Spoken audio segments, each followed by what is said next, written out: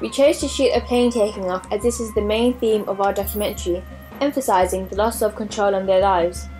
As we pan with the plane, it represents the journey that the narrator will take the audience. Finally, by choosing to film the plane going into the trees, make it a simple transition shot into the next scene. Here we have a shot of Raheem back in his old neighbourhood talking about how things have changed and how things have stayed the same, and he makes references to the women and how a lot of the women on the road at that time could be in the stick of an arranged marriage. And he talks about going to visit some old places, and this scene really sets the tempo for the rest of the documentary.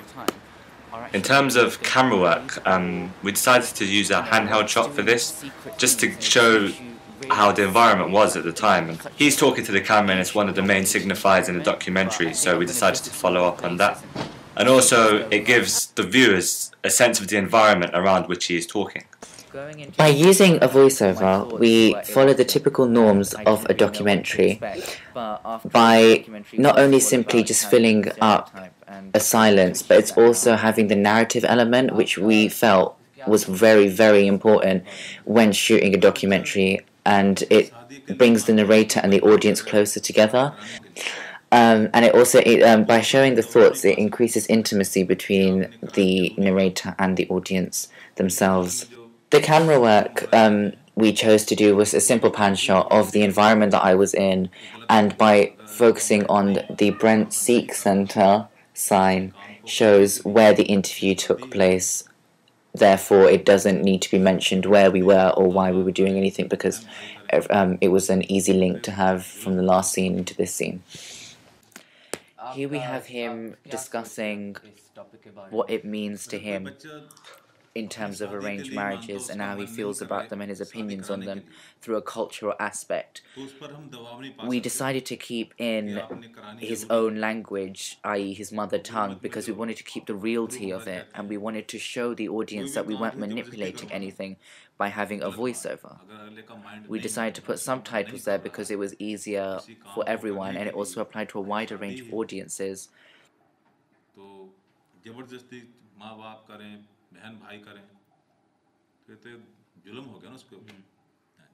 Now I'm going in to meet an assistant head teacher of a high school, and maybe he'll tell us some more interesting facts about forced marriages.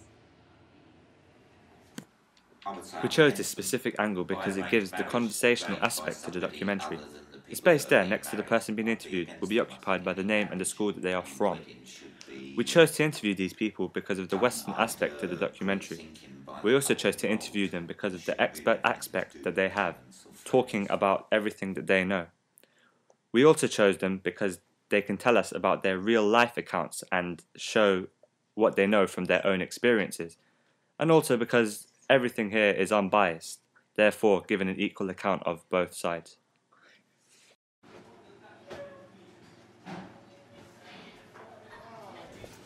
In this scene, we have the presenter talking about his research which took place after the interview with the priest and teachers. Is a whole website devoted to divorce rates.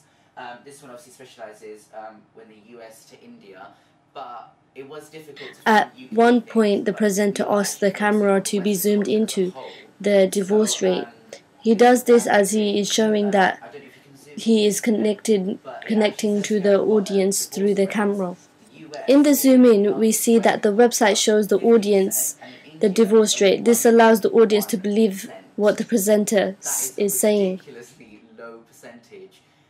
You know, after all of these interviews that we had, I had to do this research just to see if it was, real. Again, so that we can skip to the next scene where the presenter begins to talk about what he will try and do in the next scene, which is interview a girl who has experienced such a scenario, there is a page view transition. One thing which we could have made better was the lighting continuity, as in some scenes the lighting is too dark and in some it's too light. With our great research team, I think we'll be able to do it. Here we have the narrator interviewing the girl who has actually experienced such a scenario, where her mom took her to Punjab to get married to someone who she didn't even know. When we first show the interviewee and the presenter, we have an over-the-shoulder shot. This has been used as it is a convention for documentaries, as most of the audience can connect to the interviewer and interviewee. In this shot, we don't actually show the girl's face as we have protected her identity. Again, this is a convention used in documentaries in similar situations. This allows the audience to understand her feelings. We have a close-up on her hands as at point she is getting very emotional and is expressing her feelings through her hand movements. While interviewing the girl, we could have been more careful as at a point we are able to see her nose and mouth. Ash told me you're going to get married. The wedding didn't go ahead. I got out of there. I called my sister. She, helped me get out of the country and stuff. I have no contact with my family anymore.